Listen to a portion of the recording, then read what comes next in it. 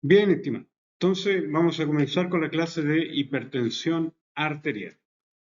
Bueno, con respecto a la hipertensión arterial hay que tener en cuenta de que esta es una patología bastante frecuente. Generalmente uno la observa en la población mayor. Y esto se complica cuando un paciente también tiene otras patologías como la diabetes, que son las dos patologías más predominantes, ¿cierto?, en la población mundial y también en nuestra población chilena.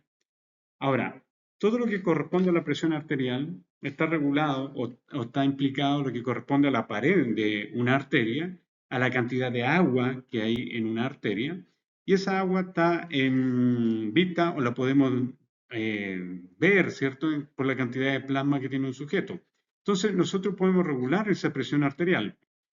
Una manera de regular la presión arterial sería produciendo una relajación de la musculatura lisa de la capa media de la arteria, de tal manera que al relajarse la capa media le da un recipiente más alto al contenido vascular y eso produce entonces una regulación hacia la baja de la presión arterial.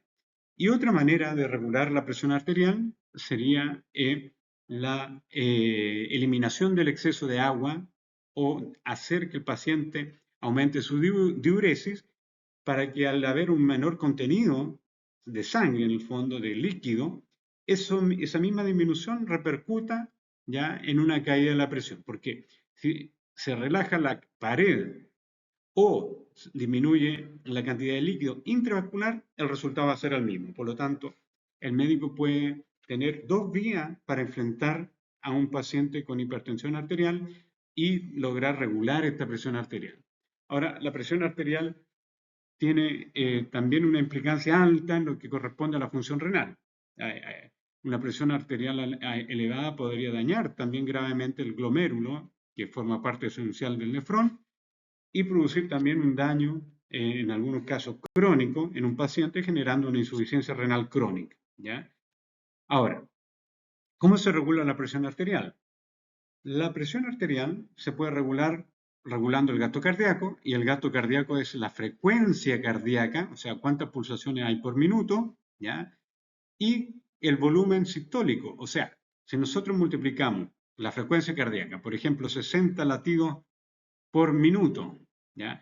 Y el volumen es de 70 ml por cada eyección, 7 por 6, 42, tendríamos 4.200 ml por minuto, o sea, 4.2 litros.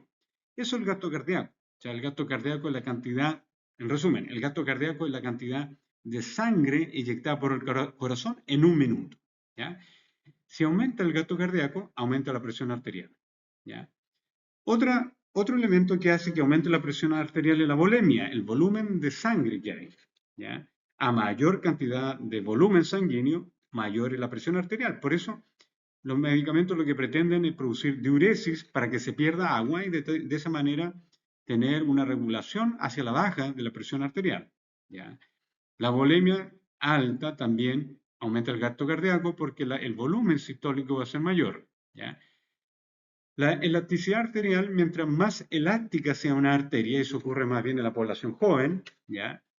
Mejor para el paciente, porque se puede expandir de tal manera que se aumenta la volemia, se expande la arteria en su diámetro, ¿ya? Y eso regula la presión arterial hacia la baja. Mientras más elasticidad tenga, mejor. Pero a medida que el sujeto envejece, la elasticidad se pierde. De esa manera, al aumentar la volemia, el vaso sanguíneo no se puede dilatar, y si no se dilata, porque ha perdido elasticidad, la presión arterial podría aumentar. Pero en el caso de que haya una buena elasticidad arterial, la presión arterial baja o se mantiene, ¿ya? Pero en el fondo lo que quiero decir acá es que se regula. La viscosidad de la sangre también es un punto importante. En algunos sujetos que tienen, por ejemplo, una elevada concentración de glóbulos rojos, una policitemia que se llama, aumenta la presión arterial. Por ejemplo, en sujetos que se inyectan testosterona, aumenta la cantidad de glóbulos rojos en sangre y eso genera, en consecuencia, ya un aumento de la viscosidad porque hay mayor cantidad de glóbulos rojos y eso hace que aumente la presión arterial. La viscosidad en sangre, cuando es elevada por una gran cantidad de glóbulos rojos en un paciente por cualquier causa, ¿ya? genera un aumento de la presión arterial, pero también aumenta el esfuerzo cardíaco, porque hay que movilizar algo que es mucho más denso, y eso provoca un daño que a la larga repercute en una hipertrofia cardíaca. Hipertrofia, como lo vimos en las clases anteriores, es el aumento del tejido expresado, ¿cierto?, por una cantidad de tamaño más aumentado. Aumenta el tamaño mucho más y eso lo podemos ver en un corazón, por ejemplo, en una cardiomegalia, ¿ya?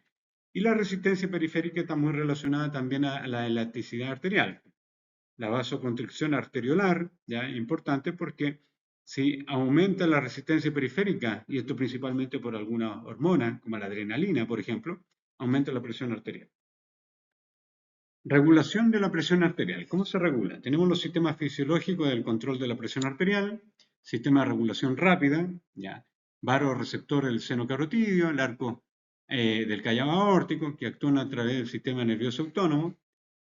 Esto de varoreceptores significa que son receptores, ¿ya?, que están en la carótida, en la aorta, para determinar cuál es la presión sanguínea. A mayor presión, mayor estimulación de estos receptores y eso permite un control también de la presión arterial, ¿ya? Los quimiorreceptores del cuerpo, principalmente el glomus que está en la carótida, actúa a través del sistema nervioso autónomo, quimiorreceptores, para determinar si hay oxígeno, por ejemplo, ¿ya? Y CO2, ¿ya? Respuesta isquémica del sistema nervioso central, actúa a través del sistema nervioso autónomo. La respuesta isquémica, esto tiene relación con la cantidad de oxígeno, ¿ya?, que llega a un tejido, ¿ya? Si hay una isquemia es porque está llegando poco tejido. Y el sistema de vasodilatación, de inflamación, regulado por la prostaglandina, ¿ya?, que puede ser la 2, la prostaglandina I2 o la E2. Pero también acá vemos otra molécula muy implicada en la regulación de la presión arterial, que es el óxido nítrico. ¿Ya? El óxido nítrico favorece, ¿cierto?, la dilatación arterial, capilar también, ¿ya?, disminuyendo la presión, ¿ya? Hay que recordar que mientras más aumente el diámetro de una arteria, de un capilar, menor va a ser la presión en esta zona, ¿ya? Tenemos los sistemas de regulación rápida, pero también tenemos los sistemas de regulación intermedia. Vasoconstricción inducida por el sistema de renina, angiotensina, aldosterona. Por ejemplo, un sujeto que le ha disminuido la presión arterial porque ha sufrido una hemorragia o está deshidratado, eso se detecta en el riñón, en una zona de la arteriola aferente, y se libera renina en la arteriola aferente del riñón, ¿ya? Y la renina rompe una proteína hepática, que el angiotensinógeno lo transforma en angiotensina. Y luego esta angiotensina va hacia otro sistema, que es el sistema pulmonar, y se transforma en angiotensina 2, que viaja hasta la suprarrenal para que se libere aldosterona. La aldosterona es muy importante, lo vamos a ver más adelante en las clases de hormona, ¿ya?, en donde vemos que la aldosterona aumenta la reabsorción de sodio a nivel del nefrón, ¿ya? Secreción de adrenalina, noradrenalina por la médula de la suprarrenal. La suprarrenal en su parte más interna generan dos vasoconstrictores como son estos. Adrenalina mucho más potente que la noradrenalina. Tenemos la hormona antidiurética o vasopresina, liberada por el hipotálamo. La antidiurética, como dice su nombre, inhibe la diuresis. Inhibe o evita que usted elimine orina, ¿cierto?, manteniendo el volumen alto en su sangre o regulándolo hacia el alza, ¿ya? Entonces, esta hormona antidiurética va a generar, ¿cierto?, una regulación positiva de la presión arterial. Positiva me refiero a que aumenta la presión arterial.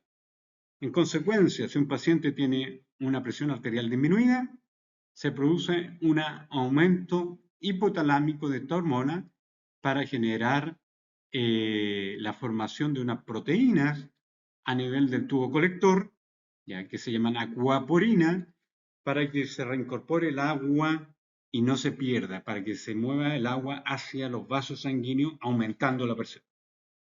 Movimiento de líquido a través de los capilares y sistema de calicreína-cinina. Vamos a ver esto con detalle en las próximas láminas, ¿ya? El sistema de regulación a largo plazo, el control renal, es muy eficaz, el más eficaz. Y acá podemos estar hablando de este sistema de regulación a largo plazo implicado también el sistema de renina, ¿ya?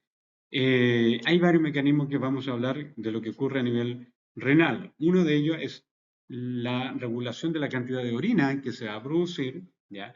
La cantidad de orina que se va a eliminar y cómo se regula también la secreción de algunos electrolitos, de agua y la reabsorción de otros elementos. Por lo tanto, en la hipertensión arterial hay alteraciones en uno o más de los mecanismos que hemos descrito, tanto los rápidos, los intermedios como de largo plazo. Tenemos acá entonces lo que corresponde a los varoreceptores. ¿Ah? Los varoreceptores detectan grados de estiramiento, ¿ya? De la arteria, ¿ya? Y ese estiramiento va a ir hacia dónde? Va a ir principalmente hacia núcleos del bulbo raquídeo que podrían regular también lo que corresponde a la presión arterial, ¿ya? La tonicidad de esta arteria, ¿ya?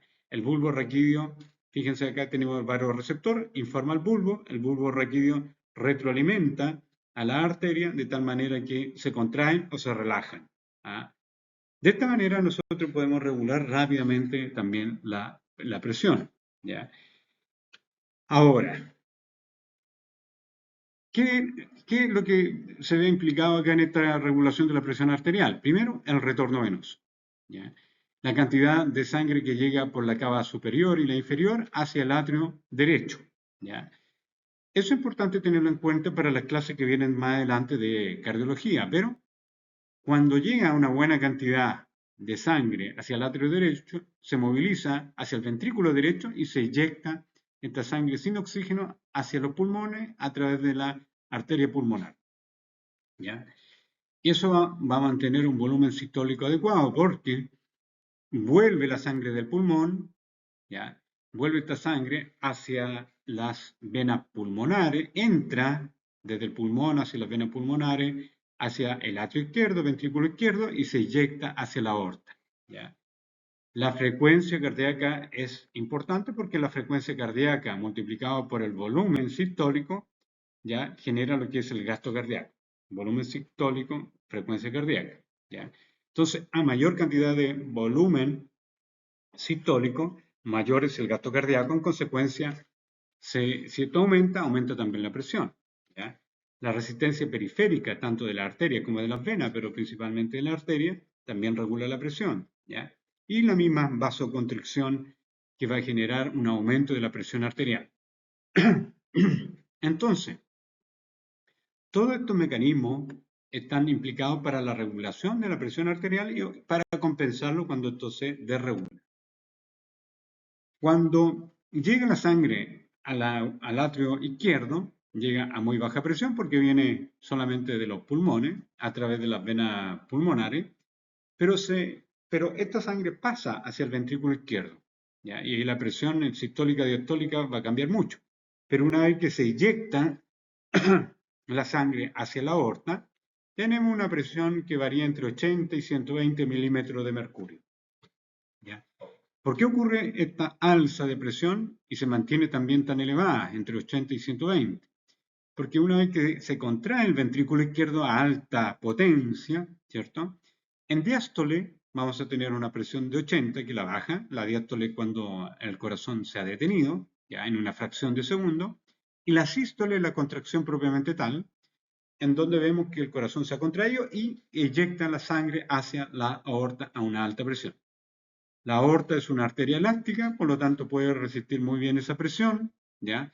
Sin reventarse. Hay algunas patologías de la aorta en donde ha fallado, por ejemplo, la elasticidad y se puede fisurar en algunos pacientes provocando una muerte rápida, ¿ya?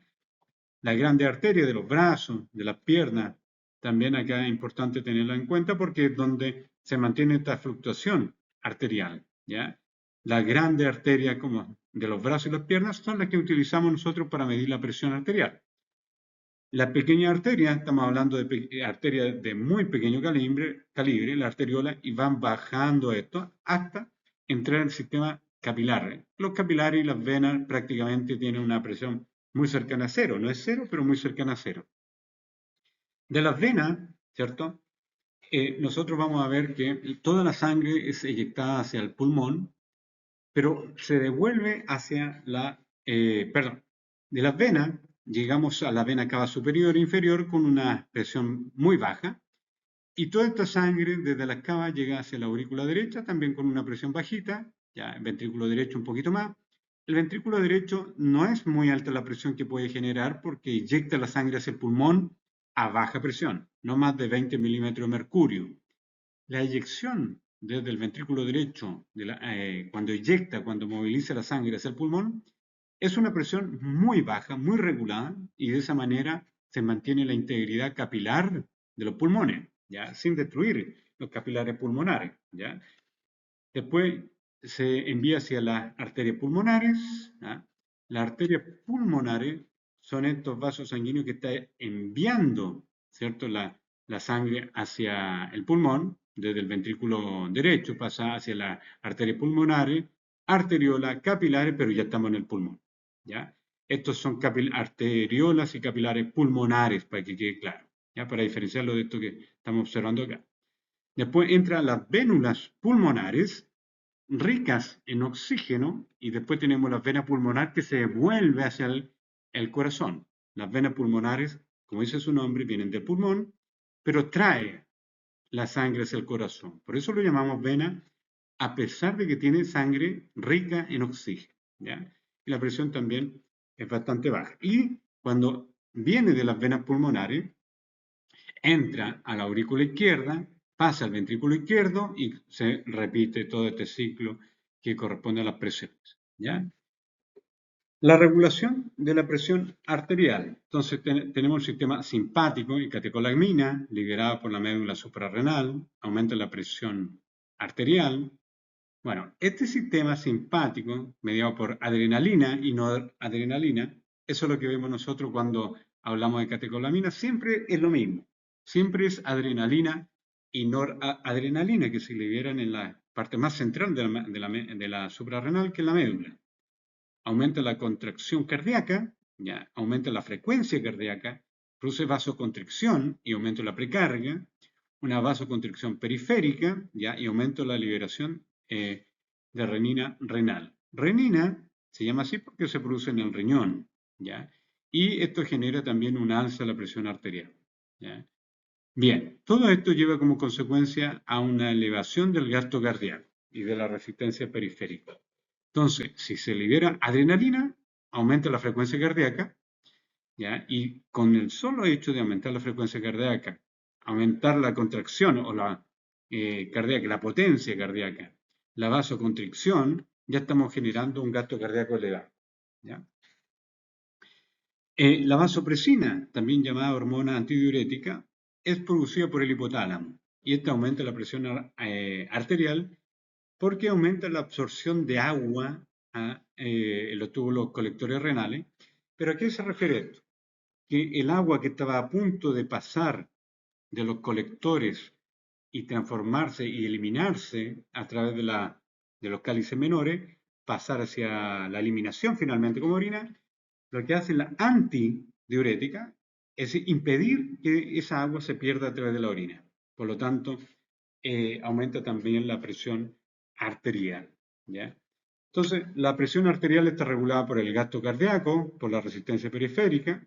El gasto cardíaco es el volumen sistólico inyectado por la frecuencia cardíaca. En general, en un ser humano de 70 kilos estamos hablando de 5 litros por minuto, ¿ya? Entonces, la presión arterial tenemos varios factores que se ven implicados para la mantención de esta. El volumen sistólico, la frecuencia cardíaca y la resistencia periférica. Entonces, si nosotros bajamos el volumen sistólico, provocando la eliminación de agua por el paciente con diurético, ¿ya?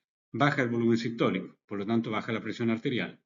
Si bajamos la frecuencia cardíaca, también vamos a bajar la presión arterial, ¿ya? Si bajamos la resistencia periférica, bajamos la presión arterial. ¿Qué es lo que hacen los médicos en su tratamiento clínico? Principalmente usar diurético para disminuir el volumen sistólico y utilizar elementos que relajan la capa media de la arteria para bajar la resistencia periférica y favorecer la dilatación de la arteria para que en una arteria con mayor diámetro se mantenga el volumen, aunque sea constante, aunque sea alto, pero la presión arterial va a estar disminuida por la misma capacidad que tiene la arteria de aumentar su diámetro. Acá está algo que ya habíamos explicado. ¿Qué pasa con esto? Tenemos que un paciente puede generar renina, ¿ya? Porque cayó la presión por cualquier motivo. Una hemorragia, una deshidratación, la arteriola, hay 1 millón de arteriolas aferentes en cada riñón, ¿ya? Porque hay 1 millón de nefrones, ¿ya? Pero la renina es una hormona que va a romper el angiotensinógeno hepático, una proteína, y la transforma en angiotensina 1, ¿ya? La angiotensina 1 también es activa, ¿ya? Produce la tensión de los vasos sanguíneos. Angio significa vaso sanguíneo, ¿ya? Aumenta la presión, la tensión, ¿ya? Pero esta enzima, al pasar por el pulmón, es atacada, es hidrolizada, es rota por la enzima convertidora de angiotensina, la ECA. Esta enzima convertidora de angiotensina pasa a la angiotensina 1 en angiotensina 2. Y esta es muy activa, porque hay receptores de angiotensina 1 que también tiene la capacidad de reaccionar con la angiotensina 2, ¿ya? Pero también tenemos que la angiotensina 2 tiene un efecto directo a nivel de la glándula suprarrenal en la corteza para liberar aldosterona, ¿ya? La aldosterona es importante porque la aldosterona actúa sobre el túbulo colector para absorber sodio. El sodio tiene carga positiva, ¿ya?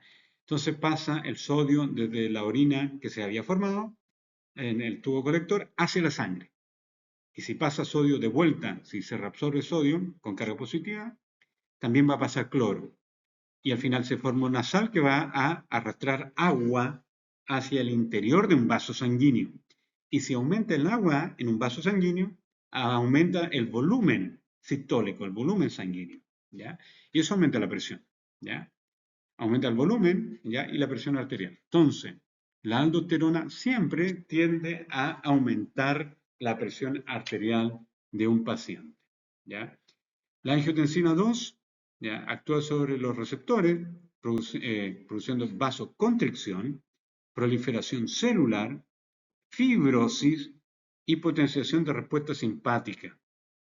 La angiotensina 2 entonces es un elemento importante a tener en cuenta, ¿ya? Porque esto podría, si se perpetúa en el tiempo, la angiotensina 2 podría producir una fibrosis a nivel de los glomérulos del riñón, generando una insuficiencia renal crónica.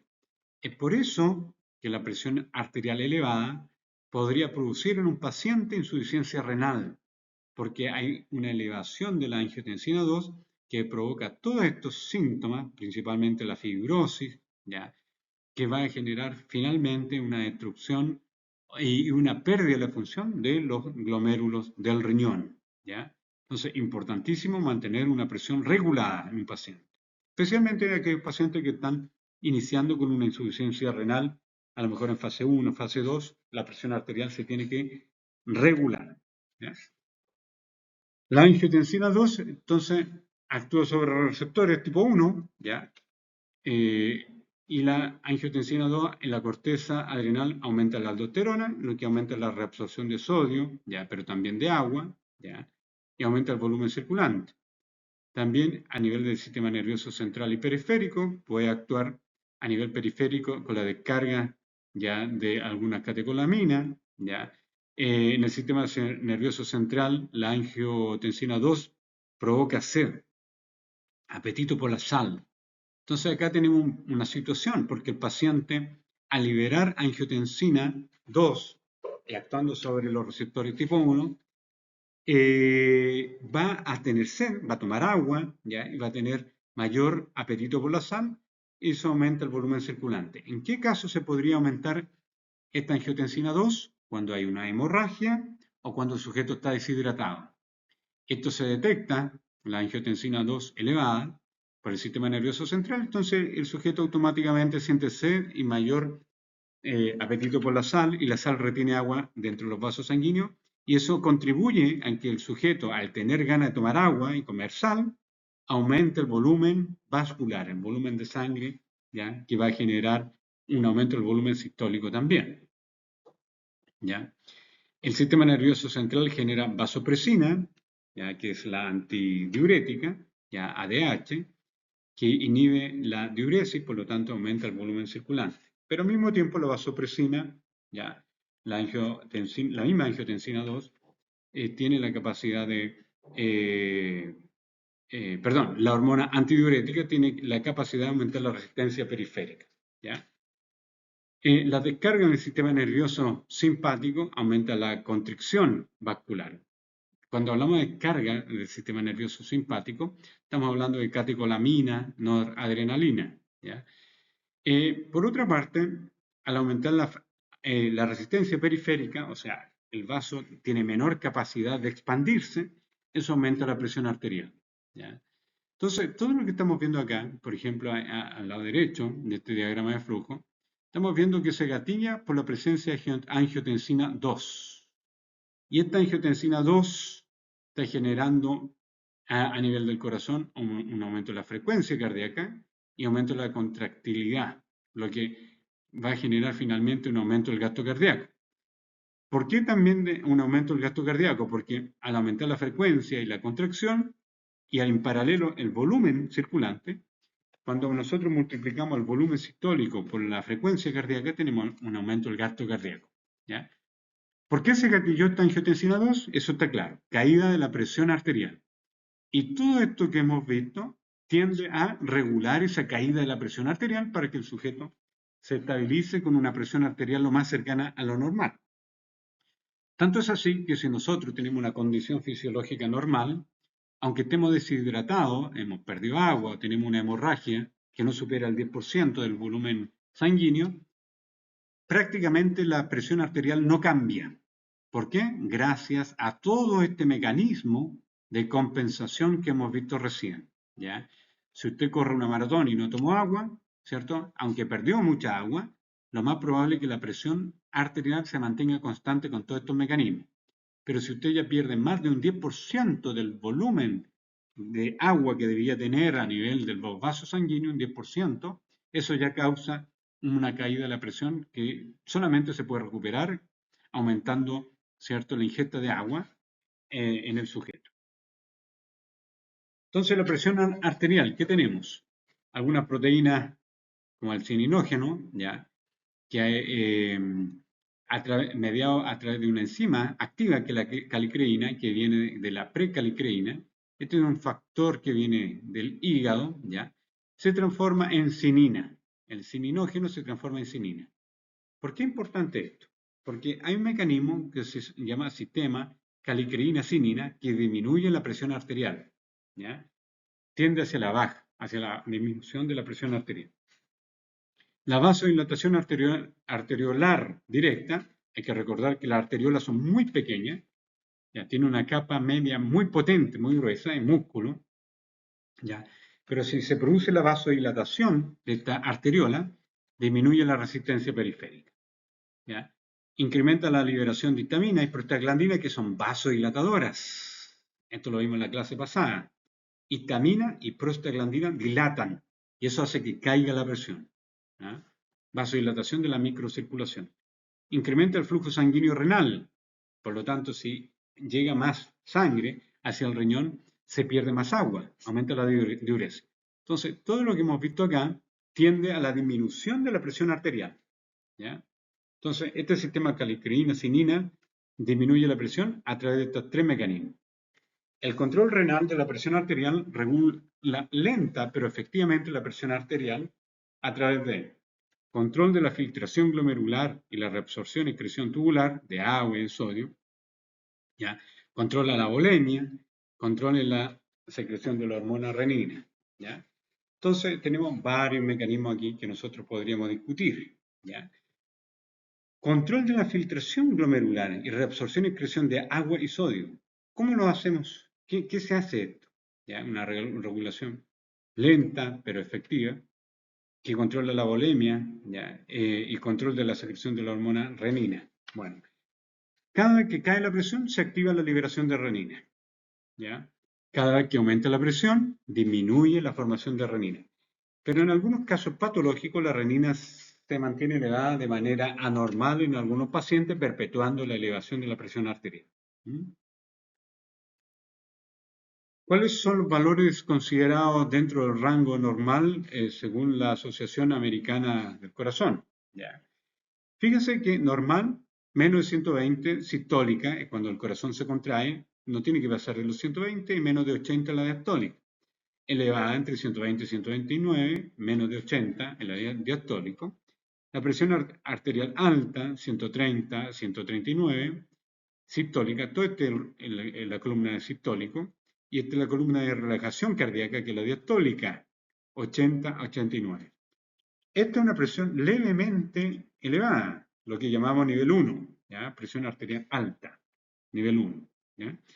Tenemos la presión arterial nivel 2, que está elevada, hay una hipertensión también, 140, 90. ¿Ya? Y una crisis de hipertensión cuando está sobre los 180. ¿Ya? Esto ya es muy complicado. Una presión a esta magnitud, nosotros estamos observando principalmente un posible infarto cardíaco, un infarto que puede producir la muerte de un paciente. ¿Ya? Hay daño vascular, daño también cerebral, porque se envía mucha sangre hacia el cerebro por la contracción cardíaca. Entonces, lo más frecuente es que nosotros encontremos una alta tasa poblacional con presión arterial alta nivel 1, 130, 139. ¿Ya?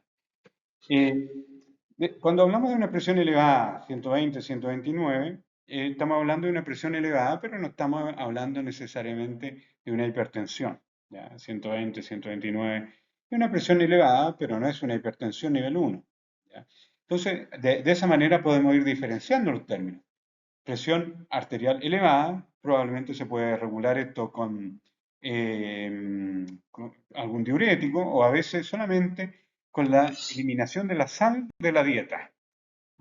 Se le indica al paciente ejercicio, ya, ejercicio moderado pero frecuente, pero también una eliminación total de elementos como el sodio, el potasio de la dieta. ¿Ya? Eso es elevado, 120, 129. Tenemos rangos, ¿ya? Para la hipertensión arterial. Estamos hablando de una hipertensión arterial cuando hablamos de una elevación por sobre 130, estadio 1, sobre 140, estadio 2 y 180, crisis hipertensiva.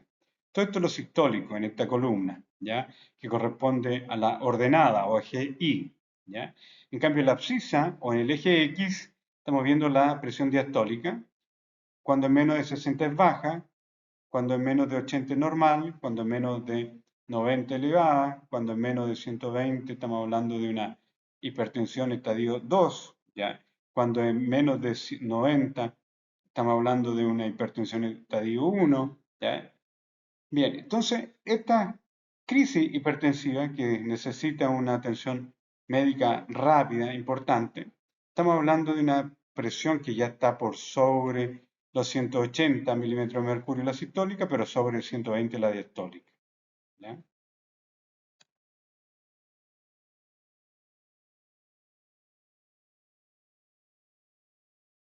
Acá está lo mismo, pero los valores normales de tensión arterial que va variando según la edad, pero fíjese que a medida que aumenta la edad también aumenta la presión. ¿Por qué? Porque la elasticidad de la arteria disminuye. ¿Qué se considera una presión normal para un sujeto de más de 60 años? Una sistólica entre 115 y 160, ¿ya? Y en la mujer entre 115 y 160 también, pero en la presión diastólica el rango obviamente es menor, va de 70 a 100 para ambos sujetos, ¿ya? En una población, por ejemplo, de 50 años, 115 a 155 se considera normal, ¿ya? En la mujer 110 a 155, todo esto es sistólico. La diastólica entre 70 y 98 para ambos sexos. ¿Ya? Entonces, fíjense que la presión sistólica va aumentando normalmente a medida que el sujeto envejece, pero también se considera también, lo que corresponde a los rangos. ¿Ya? Acá estamos hablando de 135 como presión alta, ¿se fijan? 139, 145, 150, ¿ya? En la presión sistólica.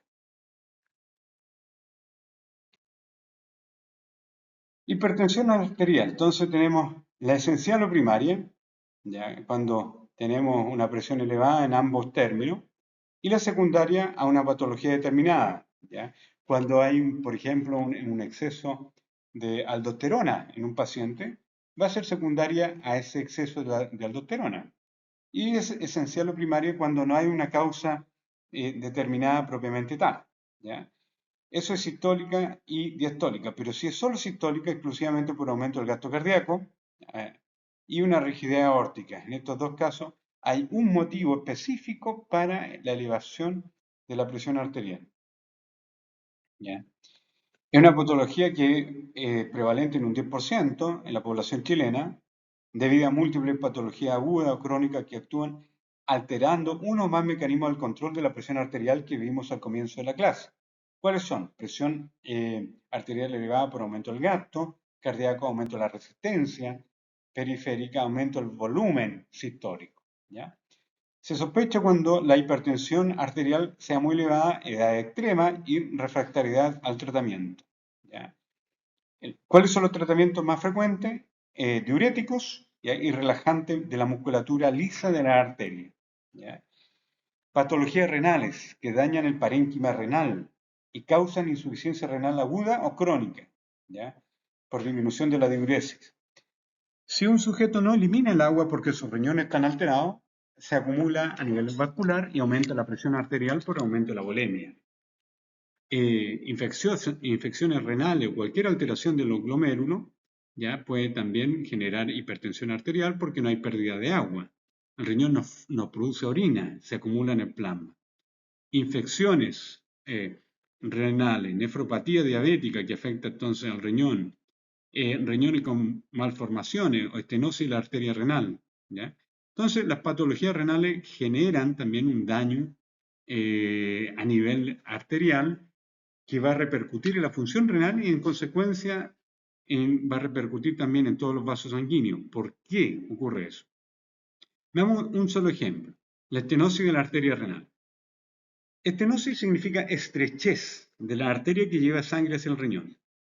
Si el riñón recibe menos sangre, ¿qué va a ocurrir ahí? Las arteriolas lo detectan, esa caída de la presión arterial porque hay menos sangre, y la arteriola aferente produce renina. Y la renina actúa sobre todo el mecanismo de renina, angiotensina, aldosterona, aumentando la presión arterial. ¿Ya? La aldosterona aumenta la reabsorción de sodio, o sea que el sodio entra a la sangre desde el tubo colector, arrastrando cloro y agua. Y si hay más cloro, más agua, más sodio en la sangre, aumenta la volemia, y si aumenta la volemia, aumenta la presión arterial. El hipertiroidismo aumenta el gasto cardíaco, ya aumenta el metabolismo, aumenta la función mitocondrial y potencia el sistema simpático, o sea, la acción de la adrenalina es muy potenciada por las hormonas tiroideas, ¿ya? Lo hace más eficiente, porque aumenta la formación de ATP por la mitocondria para que haya más energía. La elevada concentración de aldosterona por una patología suprarrenal aumenta la volemia. Si hay mayor aldosterona, hay mayor reabsorción de sodio, cloro y agua, que pasa de la parte renal hacia la sangre, del tubo colector hacia la sangre. Feocromosintoma, tumor de la suprarrenal, que produce una activación de la médula de la suprarrenal generando estas dos hormonas. Y estas son vasoconstrictoras, contraen la musculatura, aumentan la frecuencia cardíaca, lo que lleva a un aumento del gasto cardíaco. El estrógeno, los corticoides, simpático mimético, o sea, hormonas que tienen acción simpática, o sea, que potencia la adrenalina y la adrenalina. Los corticoides, que aumentan la retención de agua, ¿ya? Lo mismo hace el estradiol. Son hormonas exógenas que generan también un alza de la presión. ¿Ya? La aldosterona. Esto es para que ustedes lo estudien con más detalle antes de la prueba, pero básicamente el hiperaldosteronismo primario, también conocido como síndrome de Cohn, ¿ya? Es una enfermedad porque se va a producir acá un tumor benigno, ¿ya? En una zona muy particular de la glándula suprarrenal, que es la zona glomerular.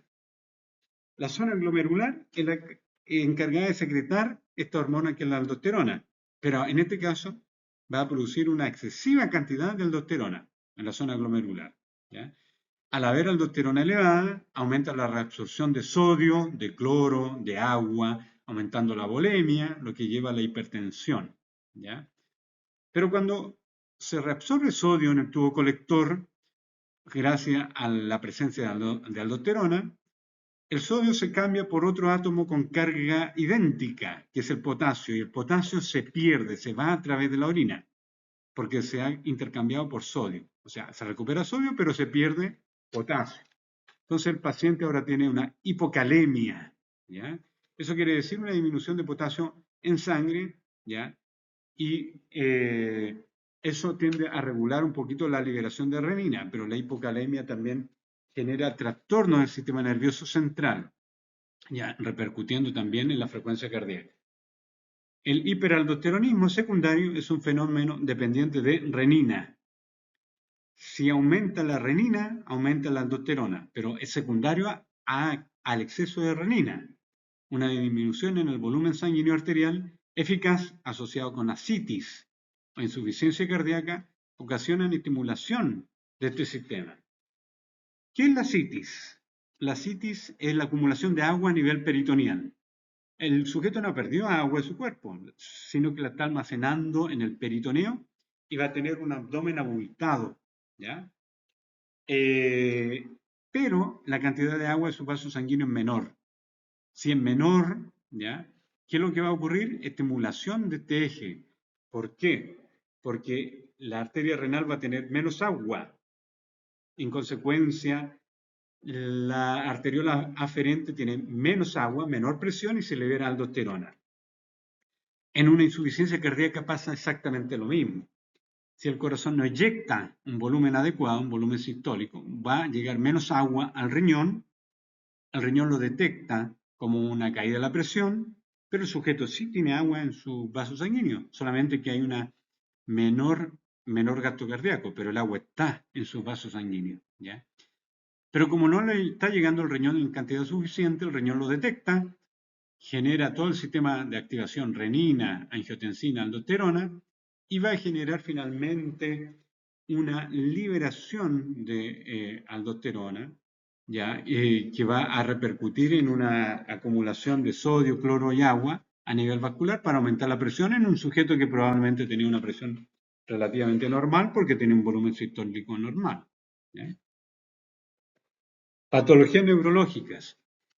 Generalmente actúan a través del aumento del sistema simpático, apnea del sueño. ¿Ya? La hipertensión arterial, y esto es importante tenerlo en cuenta como una patología neurológica, los sujetos que tienen apnea del sueño, aunque sean cortas, pero si el sujeto deja de respirar, va a causar un problema porque va a generar cortisol y adrenalina, lo que va a repercutir finalmente a una activación de todo este sistema generando un aumento del gasto cardíaco y un aumento de la presión. Entonces, tener un buen descanso es esencial, es fundamental para mantener la presión arterial normal, ¿ya? Hay sujetos que aumentan su presión arterial cuando duermen, ¿ya? Eso es algo raro, pero ocurre como una patología neurológica. Es por eso que hay que controlar la falta de respiración que ocurre durante el sueño, ¿ah? Cuando tenemos la letra A significa sin respiración, apnea del sueño. Cuando se fractura o hay una alteración de la función aórtica, una coartación de la aorta, hay una estenosis de la aorta que disminuye el flujo sanguíneo renal, ¿ya? La aorta se va a contraer en respuesta para evitar la salida de sangre a través de sus paredes, de tal manera que disminuye la diuresis, porque llega menos sangre hacia el riñón. Y el riñón, al detectar una caída del volumen que le está llegando, lo detecta al mismo tiempo como una caída de la presión, ¿ya? Y aumenta la secreción de renina. Y actúa, ¿cierto?, lo que es generando finalmente el balance homeostásico porque al aumentar la secreción de renina, se activa el sistema renina-angiotensina-aldosterona que mantiene o tiende a aumentar la diuresis. Pero ¿cuál fue el estímulo inicial? Una disminución de la diuresis, ¿ya? Entonces, si disminuye la diuresis en un primer término porque hay menor flujo de sangre hacia el riñón rápidamente lo compensa. Aumenta renina y aumenta la diuresis finalmente como un mecanismo de compensación. La preeclampsia, patología del embarazo, ¿ya? En la cual hay una implantación deficiente de la placenta. La placenta libera sustancias que dañan el endotelio, se produce una disfunción endotelial. Vamos a ver eso con más detalle más adelante, pero la preeclampsia, al haber una disminución de la implantación y la placenta está mal implantada o débilmente implantada, va a producirse un aumento de la presión arterial para enviar más sangre a esa placenta que está débilmente implantada. Consumo de drogas que estimula la adrenalina y noradrenalina, como sería la metanfetamina, la cocaína, aumenta la presión arterial y en algunos casos provoca infarto y muerte del paciente. ¿Ya? ¿Cómo se controla todo esto? Lo que corresponde a la presión arterial. Esto lo vamos a ver solamente con este esquema, esto lo leen después con detalle. Pero fíjense acá que encontramos un glomérulo, encontramos las células mesangiales, ya encontramos lo que corresponde a la mácula densa, que pertenece al túbulo contorneado distal, la arteriola aferente, que produce renina solamente en su capa media. Primero, la actividad de los nervios simpáticos y renales estimula la secreción de renina, ¿ya? A partir de células granulares. Esto que estamos viendo acá corresponde a la secreción, ¿ya? Es una arteriola aferente, ¿ya? La arteriola aferente se produce exclusivamente en este tipo de arteriola en donde entra la sangre, pero fíjense que si entra poca sangre, eso se detecta viene primero una arteria renal, que forma 1.000.000 de arteriolas aferentes, una de ellas esta, y si hay menos sangre, esto se detecta por estos mecanismos nerviosos, ¿ya? Y se estimula la liberación de estos gránulos que están en su interior, que es la renina, ¿ya? Cambio de la presión arterial sistémica deforma la membrana de células granulares, lo cual estimula la liberación de renina. O sea, cambio de la presión arterial. Está provocando varias cosas acá. Primero, el cambio de esta presión arterial hace que se libere renina, pero también es detectado por estos nervios, ¿ya? Se transmite, hay transmisión química a través de una estructura que es una mancha que uno ve al microscopio, ya uno lo llama una mácula significa una mancha, que corresponde a la pared de un túbulo contorneado distal que está prácticamente en contacto con esta arteriola aferente, que hay una separación solamente ilustrativa, pero están pegadas a las membranas basales, ¿ya? Entonces, al caer la presión, ¿ya? Por ejemplo, la distensión osmótica en respuesta a cambio del suministro de cloruro de sodio deforma la membrana que estamos viendo acá, todas estas membranas, ¿ya? Lo cual estimula la liberación de mensajeros químicos que reducen la secreción de renina. O sea, si nosotros vemos acá un aumento de líquido, es porque el sujeto tiene mucho líquido a nivel vascular y por lo tanto está produciendo mucha orina, lo que veríamos acá. Y esa distensión osmótica, en respuesta a cambios del suministro de sodio y cloro, deforma esta membrana, ¿ya? Lo cual estimula la mediación de mensajeros químicos que reduce la secreción de renina. ¿Por qué se están produciendo estos mensajeros químicos? Porque hay mucha agua. Por lo tanto, hay que eliminarla, esa agua. No tiene que retenerse. La renina hace lo contrario, retiene agua a través del mecanismo de renina-angiotensina-aldosterona. Luego, esta renina que se ha producido acá sale de esta arteriola aferente hacia el glomérulo. Después del glomérulo sale a través de la arteriola eferente, ejercer su función para romper una proteína hepática que es el angiotensinógeno, para transformarlo en angiotensina 1, que viaja hasta el pulmón, y se transforma en angiotensina 2, que viaja hasta la suprarrenal. Y la suprarrenal libera aldosterona, que aumenta la reabsorción de sodio, de cloro, de agua, aumentando la presión en un paciente. ¿Ya? A ver, hay hipertensión exclusivamente por aumento del gasto cardíaco o por rigidez aórtica. ¿Ya? Si aumenta el gasto cardíaco, que la más frecuente es la insuficiencia aórtica, ¿ya? La válvula aórtica permite la devolución de sangre pulsada por el ventrículo izquierdo, generando un ventrículo dilatado. El aumento de sangre pulsado posteriormente es mucho mayor. ¿Qué es lo que ocurrió acá? Si hay una insuficiencia de la válvula aórtica, no de la aorta, sino que de la válvula aórtica, cuando se contrae el ventrículo izquierdo, vamos a hacer una contracción, pero parte de esta sangre, cuando se contrae ahora la aorta, se va a devolver hacia el corazón. Y el siguiente latido cardíaco va a enviar más sangre hacia la aorta, aumentando la presión arterial sistólica. Y la rigidez aórtica, que ocurre generalmente en sujetos de edad avanzada, ya, casi exclusivamente en ancianos, por la calcificación aórtica, se pierde la distensión aórtica, se hace mucho más rígida y eso impide que la elasticidad regule la presión arterial. Por lo tanto, no se regula muy bien y se mantiene elevada. ¿Ya? Esto principalmente afecta a los ancianos. Por eso, en los exámenes imagenológicos que se hace de la arteria en sujetos de edad avanzada, es importante saber si hay calcificaciones o no a nivel aórtico. ¿Ya? Hipertensión arterial esencial, o sea que no tenemos una causa determinada. 90% de la hipertensión arterial en Chile, una hipertensión primaria, se define como la presencia de hipertensión arterial sin causa reconocible. Es un trastorno muy heterogéneo, de base genética, hay varios genes implicados en esto, ¿ya?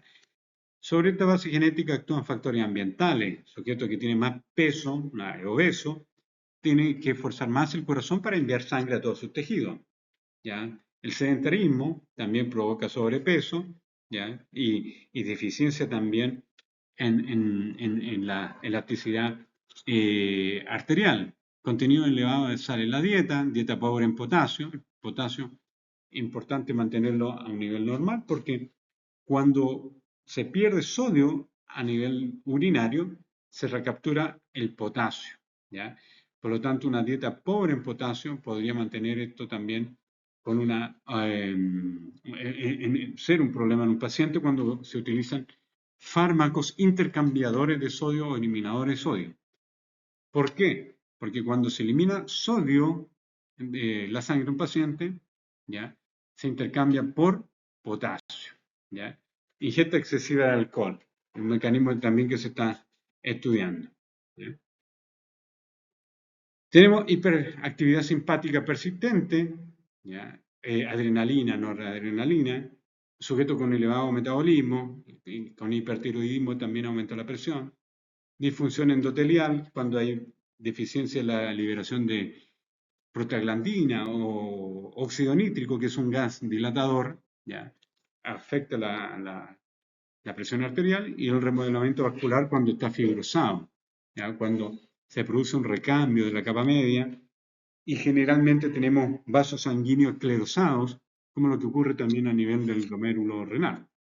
Ya, vamos a ver cada uno de estos puntos por separado. El primer punto que habíamos mencionado es la hiperactividad simpática persistente, ¿ya?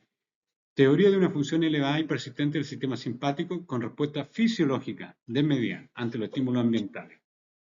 Tenemos aumento de la contractibilidad miocárdica, que aumenta la frecuencia cardíaca del gasto cardíaco, vasoconstricción arterial, que aumenta la resistencia vascular periférica. Si hay contracción, aumenta la resistencia.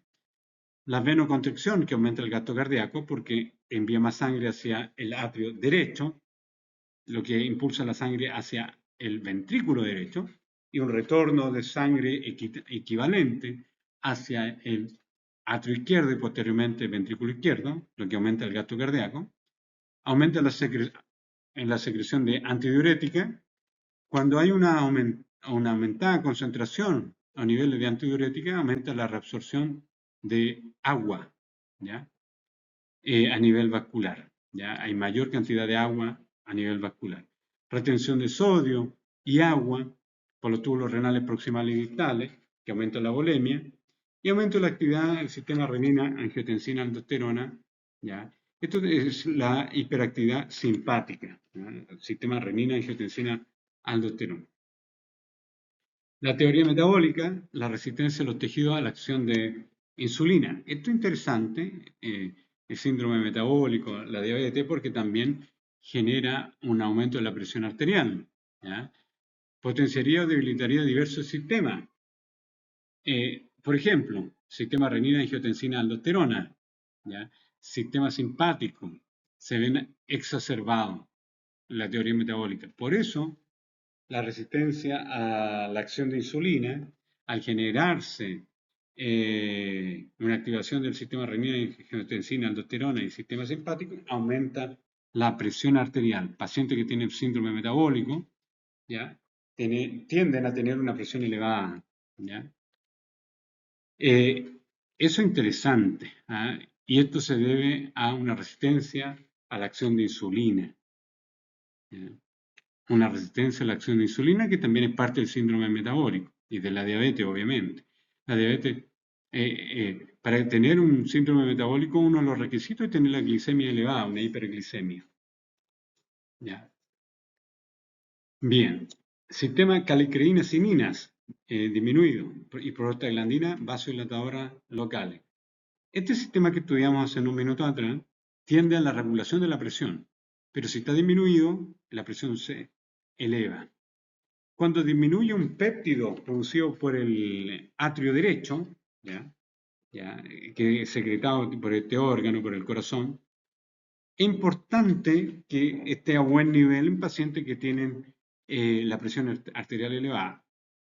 ¿Cómo funciona este sistema de péptido atrial natriurético? O péptido natriurético atrial, también se le puede llamar.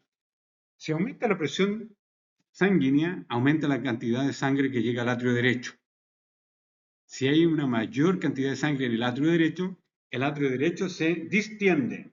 Eso genera una liberación del péptido natriurético que nos defiende, nos protege, porque elimina sodio desde el riñón hacia la orina, ¿ya? Pero si está disminuido, tenemos un problema y generamos presión arterial elevada, ¿ya? La elevación, que estimula la producción de factores de crecimiento vascular, genera el crecimiento del músculo liso, ¿ya? Y esto genera una rigidez de la arteria y de la arteriola, aumentando la resistencia vascular, ¿ya? Entonces, la estimulación de factores de crecimiento a nivel vascular, como el factor de crecimiento endotelio vascular, genera también un aumento de la musculatura lisa y una disminución de la elasticidad y un aumento de la resistencia y un aumento también del colágeno. Todo eso lleva finalmente en esta teoría metabólica a impedir que se dilate un vaso sanguíneo cuando se requiere. Y si no se dilata, eso es hipertensión. El endotelio, ¿ya? Es un órgano endocrino y paracrino, ¿ya? ¿Por qué? Porque produce agentes antitrombóticos, antiinflamatorios, ¿ya? Dilatadores como la cinina, inflamatorios y vasodilatadores como la prostaciclina, ¿ya?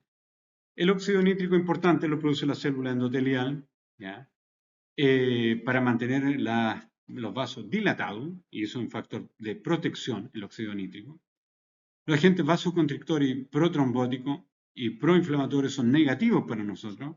Aquí tenemos la angiotensina 2, que es vasoconstrictora, los tromboxanos 2 y la endotelina, que también favorece la contracción, triunfan en condiciones patológicas y generan daño. Entonces, tiene que haber una regulación, un equilibrio entre agentes vasodilatadores y vasoconstrictores. Si están disminuidos los vasodilatadores, tenemos una disfunción endotelial que aumenta la presión. Si tenemos aumentados los agentes vasoconstrictores, ocurre exactamente lo mismo, se contrae un vaso sanguíneo y aumenta la presión arterial. Cuando hay un funcionamiento alterado del endotelio, hay poco óxido nítrico, por lo tanto no hay dilatación, se genera estrés oxidativo con daño en la célula endotelial, lo que perpetúa el daño a nivel de esta célula para impedir la generación de óxido nítrico, que juega a nuestro favor el óxido nítrico, pero en este caso no se produce. Expresión aumentada de agentes protrombóticos y proinflamatorios, vasoreactividad aumentada, proliferación del músculo liso y tejido conectivo en microcirculación que impiden la dilatación y disminuye la luz. Todos estos elementos de la disfunción endotelial genera finalmente un impedimento en la dilatación, un aumento en la contracción, una disminución del óxido nítrico tan importante para la dilatación, etc. La causa de la disfunción endotelial. Factores de riesgo cardiovascular que mediante múltiples vías generan daño en el endotelio. El tabaquismo daña potencialmente con especies reactivas al oxígeno y elementos mutagénicos también a las células endoteliales que producen nitrógeno óxido nítrico. ¿Ya? La hipertensión también altera, golpea a las células endoteliales. ¿Ya? La diabetes glicosila a las células endoteliales bajando su función. La inflamación genera especies reactivas al oxígeno, al igual que el tabaco, dañando el endotelio productor de óxido nítrico. Y ciertas infecciones también pueden provocar daño endotelial. Si hay daño endotelial, hay un aumento de la presión sanguínea arterial. ¿Ya? La remodelación, que es lo último, la remodelación vascular, reordenamiento e hipertrofia de la fibra muscular lisa de arteria y arteriola, junto con un aumento del colágeno y la matriz extracelular. ¿Ya? Esto determina un aumento del grosor de la pared, reducción del volumen del vaso con la consiguiente aumento de la resistencia vascular, pérdida de elasticidad. Si el vaso sanguíneo ahora está ancho, aumentado su diámetro, pero disminuye su calibre luminal, la parte interna, por lo tanto, el líquido está más apretado, hay un aumento de la presión arterial. Por disfunción endotelial, por hipertensión, en donde hay una hemodinamia alterada, la hipertensión arterial, que perpetúa el proceso. La insulina, ya la resistencia a la insulina, también genera un aumento de la presión arterial. Ateromatosis, que son estas placas internas que tiene la arteria, disminuyendo el lumen de la arteria, genera también una elevada presión. La angiotensina 2, por mecanismos directos e indirectos, aumenta la contracción de los vasos sanguíneos, aumento también del agua vascular, que aumenta la presión, y el exceso del sistema, de la función del sistema de la catecolamina, en donde vemos que la catecolamina, adrenalina y noradrenalina, aumenta la frecuencia cardíaca y la fuerza de contracción cardíaca, aumentando el gasto cardíaco. Hipertensión arterial esencial, remodelamiento vascular. Fíjense que acá tenemos un calibre normal, se remodela la pared, ¿ya? Se hace más grueso, pero el lumen disminuyó. ¿Ya? Y al disminuir el lumen y manteniendo la misma cantidad de volumen, ¿ya? Pero disminuyó el diámetro, vamos a generar entonces lo que corresponde a un aumento de la presión arterial. ¿Ya? Consecuencia de la hipertensión arterial. Cambio estructural en el sistema cardiovascular, debido a un aumento de la poscarga cardíaca y de la acción del sistema renina, angiotensina, aldosterona, y sistema simpático, se produce una hipertrofia ventricular concéntrica del ventrículo izquierdo. ¿Ya? Son cambios estructurales del sistema cardiovascular, propiamente del corazón. ¿Ya? Entonces, la hipertrofia ventricular concéntrica del ventrículo izquierdo hace que el ventrículo izquierdo tenga una menor capacidad, un volumen menor. ¿Ya? Esto es patológico. Hipertrofia de las células cardíacas, el miocardiocito, ¿ya? Sin aumento proporcional de los capilares, predispone a isquemia. O sea, aumenta el tamaño de la célula, aumenta el tamaño del corazón, pero sin necesariamente el crecimiento de los vasos sanguíneos no alcanza a compensar ese tamaño tisular. Por lo tanto, el corazón queda en isquemia, queda con una disminución del aporte de oxígeno. ¿Ya? Aumento del colágeno en el miocardio, disminución de la distensibilidad, ¿ya? Corazón no se distiende ni se relaja completamente, aumento del estrés oxidativo, ¿ya? Y hay apoptosis porque hay menos oxígeno en el corazón. Entonces hay muerte de células cardíacas. Y esto produce una insuficiencia cardíaca con el tiempo, lo que puede llevar a un infarto. Hay un remodelado arteriolar, aumento permanente de la resistencia periférica, porque no solamente el corazón ha aumentado su pared, sino que las arterias. Los ateromas, ¿ya? En las arterias grandes y medianas, ¿ya? Ateromatosis, arteriosclerosis, genera una disminución también del diámetro arteriolar, pero también un aumento del grosor de la capa media, ¿ya? bajando su eficiencia en la distribución y teniendo una menor capacidad de mantención del volumen sanguíneo, disminuyendo también la distensibilidad de las paredes arteriales. Y si no se distiende, si no hay electricidad, aumenta la presión. Y la arteriosclerosis en capilares glomerulares, ¿ya? Que predispone al paciente a daño arterial capilar a nivel glomerular con el consecuente transcurso de una insuficiencia renal crónica. ¿Ya? Entonces, hay lesión a órganos diana en la hipertensión arterial. El corazón se ve afectado. ¿Ya? Hipertrofia del ventrículo izquierdo, trastorno de la conducción, hay arritmia, cardiopatía isquémica, insuficiencia cardíaca. ¿Ya? Todo eso es lo que discutimos hoy día. El riñón también se ve alterado, nefroesclerosis, arteriosclerosis, capilares glomerulares. ¿Ya? ¿Por qué se esclerosan? Porque la capa media de la arteria, principalmente la arteria aferente, se ve esclerosada, fibrosada, una aumentada cantidad de colágeno en sus paredes, ¿ya? Lo que puede llevar a una insuficiencia renal crónica, que es la segunda causa de diálisis, ¿ya? Entonces, tenemos la hipertensión como una causa de insuficiencia renal crónica. La primera es la diabetes, ya esta es la segunda, la hipertensión. La hipertensión produce retinopatía hipertensiva. Muchas veces el médico tiene que, a través de láser, cauterizar pequeños vasos sanguíneos para evitar hemorragia, ¿ya? Y evitar daño retinario, ¿ya? Pero en algunos casos el paciente ya tiene esa patología, pero conviene detenerla. Enfermedad arterial periférica, obstrucción de arterias de miembros inferiores por ateromatosis, ¿ya? También puede generar esta hipertensión arterial. Y lo más complicado, podríamos decir, que es una hipertensión arterial podría provocar una ACV, un accidente cerebrovascular de tipo hemorrágico, ya que al aumentar la llegada de sangre hacia el cerebro, algunos sujetos tienen dilataciones arteriales, ¿ya? A nivel cerebral que pueden romperse con una elevación de la presión. Y eso genera un ACV, un accidente cerebrovascular hemorrágico, que corresponde aproximadamente al 20% de todos los casos de ACV. Pero el problema, a pesar de que es un 20% de todos los casos, porque tenemos el isquémico y el hemorrágico, este es el hemorrágico, es que su tasa de mortalidad supera el 90%. ¿Ya?